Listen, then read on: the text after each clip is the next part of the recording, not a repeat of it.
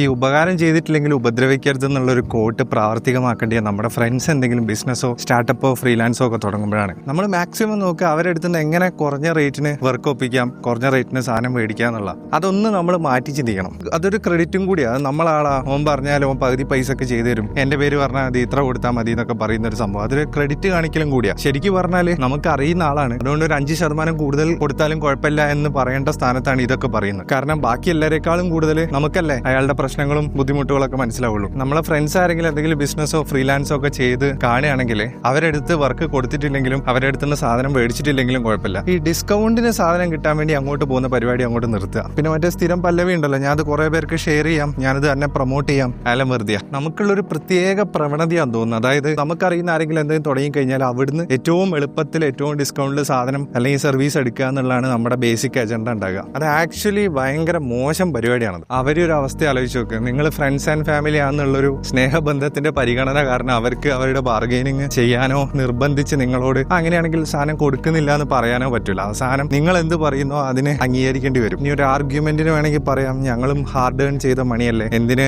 ഒരു എക്സ്ട്രാ 5%, 10% കൊടുക്കണം എന്നുള്ളത്. ആയിക്കോട്ടെ, നിങ്ങൾ വേറെ സ്ഥലത്ത് പോയിക്കോളൂ, എന്തിനാ വെറുതെ നമുക്ക് അറിയുന്നവരുടെ കഴുത്തിന് തന്നെ കത്തി വെക്കുന്നത്. അതാണ് ഞാൻ ആ കോട്ട് പറഞ്ഞത്. ഉപകാരം ചെയ്തില്ലെങ്കിലും കുഴപ്പമില്ല, ഉപദ്രവിക്കാൻ ഞാൻ മതി. പ്രൊഡക്ട്സ് ആണെങ്കിൽ നല്ലൊരു മാർജിനിൽ വിൽക്കാമായിരുന്ന പ്രൊഡക്റ്റ് പോയി കിട്ടും. ഫ്രീലാൻസേഴ്സിനാണെങ്കിൽ നല്ല വർക്ക് എടുക്കാനുള്ള അവരുടെ സമയവും പോയി കിട്ടും. നമ്മൾ പലരും ബാക്കിയുള്ളവരുടെ മുമ്പിൽ ഷോ ഓഫ് കാണിക്കുന്നത് കേട്ടിട്ടില്ല. നമ്മളെ കമ്പനിക്കാരെന്ത് തുടങ്ങിക്കുന്നത്, അതുകൊണ്ട് നിങ്ങൾക്ക് പകുതി വിലക്ക് ഞാൻ ഒപ്പിച്ചേരാന്ന് പറയുന്നത്. അത് ഗത്തല്ല, അത് ഉളുപ്പില്ലായ്മയാണത്. ഒരുവിധം എല്ലാവരും ഫേസ് ചെയ്തൊരു സിറ്റുവേഷൻ ആണത്. പലരും പലരുടെ പരിപാടികളും വേണ്ടാന്ന് വെച്ചതിന് ഒരു കാരണവും ഇതൊക്കെ തന്നെയായിരിക്കും. ഇനീഷ്യൽ സ്റ്റേജിലെ മുളയിലേ നുള്ളിപ്പോയി ഈ സംഭവമൊക്കെ. പിന്നെ ആ സമയത്ത് നമുക്കിതൊന്നും എക്സ്പ്രസ് ചെയ്യാനും പറ്റിയിട്ടുണ്ടാവില്ല. കാരണം എങ്ങനെയാ അവരോട് ഇതൊക്കെ പറയാന്നുള്ളൊരു തോട്ട് കാരണം. അങ്ങനെയുള്ളവർക്ക് ഈ പറയുന്ന കാറ്റഗറി ഓഫ് ആൾക്കാരെ അറിയിപ്പിക്കാനുള്ളൊരു വീഡിയോ മാത്രമാണിത്. ഇത്ര മാത്രം ചിന്തിക്കുക. നമുക്കറിയുന്നവർ എന്തെങ്കിലും ബിസിനസ്സോ അല്ലെങ്കിൽ ഫ്രീലാൻസോ ഒക്കെ തുടങ്ങുകയാണെങ്കിൽ അവർക്ക് വർക്ക് കൊടുത്തിട്ടില്ലെങ്കിലും അവരുടെ അടുത്തുനിന്ന് സാധനം മേടിച്ചിട്ടില്ലെങ്കിലും കുഴപ്പമില്ല. പക്ഷെ ലാഭത്തിന് മേടിക്കാൻ അങ്ങോട്ട് പോകരുത്. ഇനി അഥവാ പോകുന്നുണ്ടെങ്കിൽ അധികമൊന്നും കൊടുക്കണ്ട. Even as little as 2 or 3% extra കൊടുത്താലും അത് വലിയൊരു കാര്യമാണ്. Something to think about.